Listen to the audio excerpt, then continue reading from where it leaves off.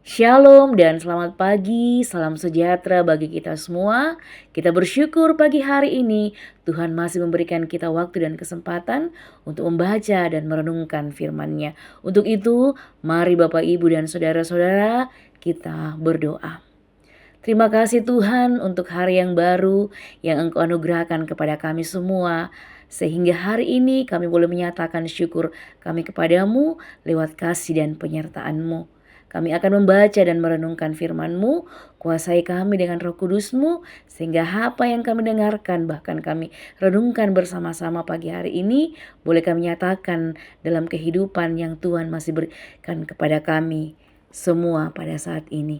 Ini doa kami kepadamu Tuhan, dan kami siap untuk membaca dan merenungkan firman-Mu.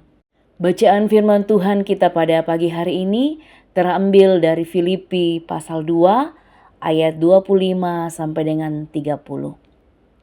Firman Tuhan, sementara itu kuanggap perlu mengirimkan Epafroditus kepadamu, yaitu saudaraku dan teman-teman sekerja serta teman seperjuanganku yang kamu utus untuk melayani aku dalam keperluanku.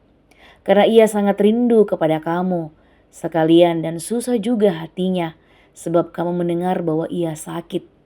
Memang benar ia sakit dan nyaris mati, tetapi Allah mengasihani dia, dan bukan hanya dia saja, melainkan aku juga, supaya duka citaku jangan bertambah-tambah. Itulah sebabnya aku lebih cepat mengirimkan dia, supaya bila kamu melihat dia, kamu dapat bersuka cita pula dan berkurang duka citaku. Jadi sambutlah dia dalam Tuhan dengan segala sukacita dan hormatilah orang-orang seperti dia. Sebab oleh karena pekerjaan Kristus, ia nyaris mati dan mempertaruhkan nyawanya untuk memenuhi apa yang masih kurang dalam pelayananmu kepadaku. Berbahagialah kita semua yang diberikan kesempatan untuk membaca dan merenungkan firman-Nya. Amin. Tema edisi Kamis 4 September 2025, kita pada hari ini mendahulukan kepentingan orang lain. Bapak, Ibu, dan saudara-saudara, dunia zaman sekarang ketika orang cenderung terdorong untuk hidup berpusat pada diri sendiri, Alkitab justru memanggil kita untuk hidup mendahulukan kepentingan orang lain. Kita diajar agar tidak hanya berfokus kepada kepentingan pribadi kita, melainkan juga memikirkan dan mendahulukan kepentingan orang lain. Bukankah sikap seperti itulah yang ditampilkan dan diteladankan oleh Paulus dan Epafroditus dalam perikop bacaan kita pada saat ini, Filipi pasal 2 ayat 25 sampai dengan 30.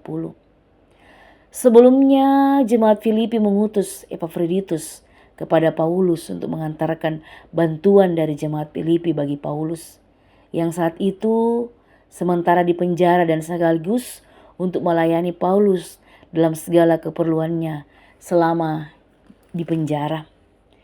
Epafroditus bersedia meninggalkan kenyamanannya dan pergi menjadi asisten Paulus yang sedang menderita dalam penjara. Pelayanannya kepada Paulus adalah untuk memenuhi apa yang masih kurang dalam pelayanan jemaat di Filipi. Bisa lihat dalam ayat 25 dan 30. Ia diutus jemaat Filipi untuk memenuhi apa yang masih kurang, bukan untuk dirinya sendiri, tetapi untuk Paulus. Untuk pelayanan inilah ia rela mempertaruhkan nyawanya. Ia sampai sakit, bahkan nyaris meninggal, namun Allah mengasihani dan memulihkannya. Ia melakukannya semua itu bukan untuk dirinya sendiri, tetapi juga untuk orang lain. Dan dengan apa yang dilakukannya itulah Paulus sangat berterima kasih dan sangat mengasihaninya. Bapak, Ibu, saudara-saudara yang kekasih, kita semua dipanggil untuk menyatakan sikap dalam pelayanan seperti yang ditampilkan oleh Epafroditus dan Paulus, yang sangat peduli terhadap kepentingan orang lain dan bersedia berkorban bagi sesama. Sebagaimana yang telah diteladankan oleh Yesus Kristus dalam pelayanannya, yang mengorbankan dirinya demi keselamatan manusia. Pelayanan gereja bukan untuk diri sendiri, tetapi untuk menolong, mendukung, menghibur, bahkan memberkati dan menguatkan orang lain. Amin. Mari kita berdoa.